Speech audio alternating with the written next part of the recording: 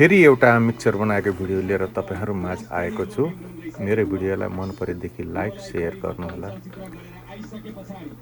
अनि सब्स्क्राइब पनि गरिदिनु होला। आज म एउटा मिक्सचर बनाइरहेको छु। यो मिक्सचर बिग्रेर आएको छ। मिक्सचर त चल्छ तर यसको पावर छैन, यसमा दमै छैन, पिरिरि चलिरहेछ। अब हेरौँ यसमा के छ प्रब्लम। पहिला मिक्सचरको म बडी खोल्छु।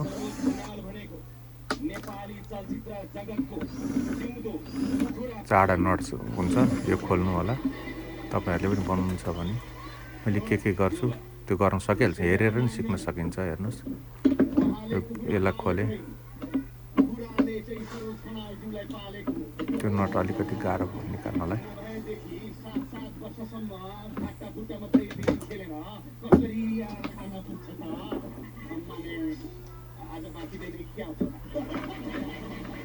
अब यतापट्टि तलको यो सेफ्टी फ्युजको दुईटा लुप खोलिदिनुस् बस। अनि अब यो स्विच खोल्नु पर्यो। उतापट्टिको पुल्ली पनि खोल्नु पर्छ, अगाडिको खोल्नको लागि। त्यसलाई त्यहाँ पेज खोल्नु पर्छ। ल, पुल्ली खोले। यसमा तीनटा नट हुन्छ, त्यो माथि मोटरलाई अड्याउने, त्यो खोल्दैछु। खोल्नु अलिकति गाह्रो पर्यो। त्योभित्र एउटा पानी छिर्छ भनेर लगाएको एउटा सपोर्ट हुन्छ। के गर्ने त्यसलाई? त्यसले नि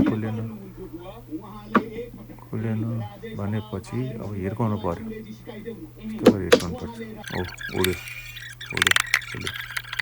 अलि मैले फास्ट गरिदिएँ किन भिडियो लामो छ। त्यही भएर तपाईहरुले खोलेको चाहिँ मैले फास्ट गरिदिएँ।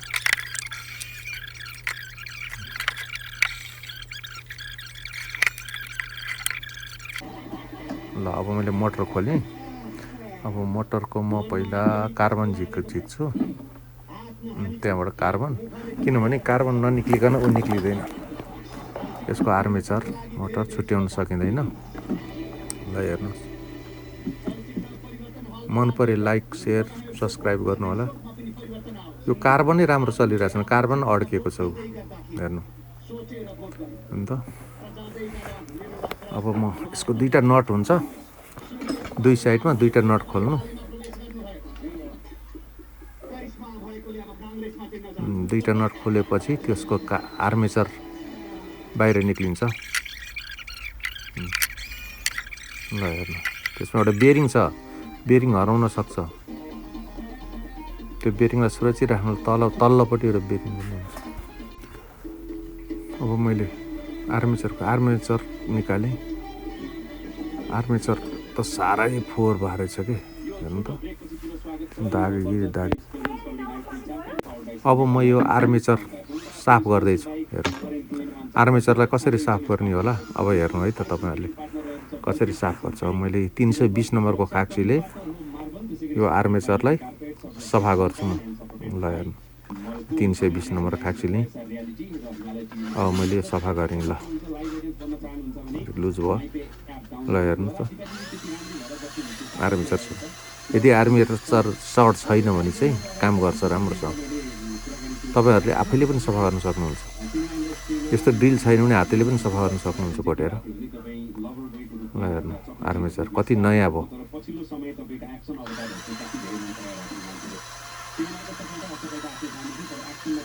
होइन त, अब हेर्नु, अब यसलाई सफा भयो।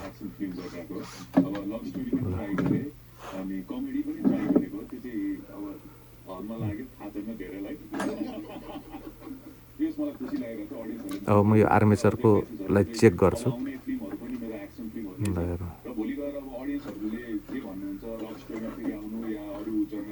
ठिक छ कि छैन। ल, हेर्नु, पहिला सर्ट हेरेको।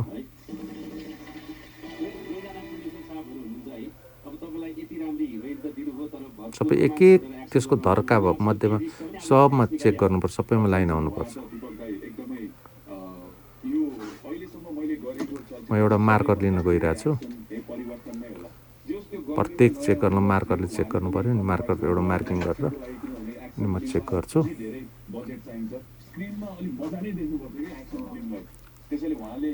भरपर्दो रिपेयर हुन्छ है यहाँ लिएर आउनु।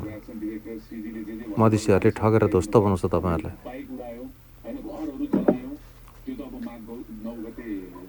त्यसमा मैले एउटा चिन्ह लाउँछु, प्रत्येकमा चेक गर्दै गर्ने।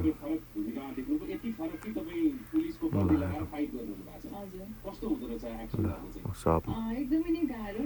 अनि अब मैले एउटा जनराको मुभी गरिरहेको अनि अहिले एक्कासी एक्सन जनराको मुभी गर्दा त मलाई एकदम धेरै नै गाह्रो भयो। यति धेरै गाह्रो कि हस्पिटलमै 4 दिन बसेँ म बिरामी भएर। चेक हुँदैछ अब। अनि तर ठिकैको जति मेहनत अलिकति लामो छ, 12 मिनटको भिडियो हो यो, धेरै लामो छैन। ल भयो, अब चेक भइसक्यो। अब म फिटिङको लागि अलिकति ठुलो भयो कार्बनलाई घोटेर अलिकति। पहिला कार्बन पनि अलि मोटै हालेर टाइटै थियो, अहिले मैले अलिकति नरम गरेँ। अब म यो फिट गरिदिइरहेको छु।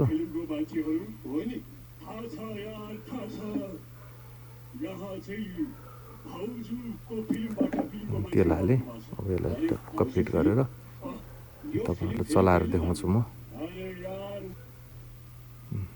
मैले फास्ट गरेको छु,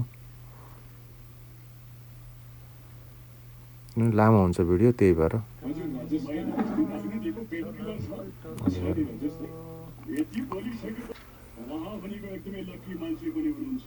मैले फिटिङ गरेँ, टेस्ट गरिसकेको छु मैले, त्यो चाहिँ हालिनँ मैले, चल्छ।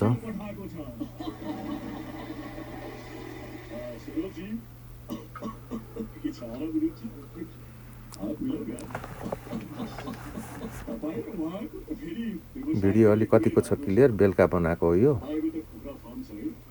हेर्दै जानु। मैले 3टा नट फेरि अघि खोलेको 3टा नटहरू टाइट गर्न लागिरहेको छु। नट टाइट गरेर त्यसको लक पनि हालेर तपाईँहरूलाई देखाउँछु।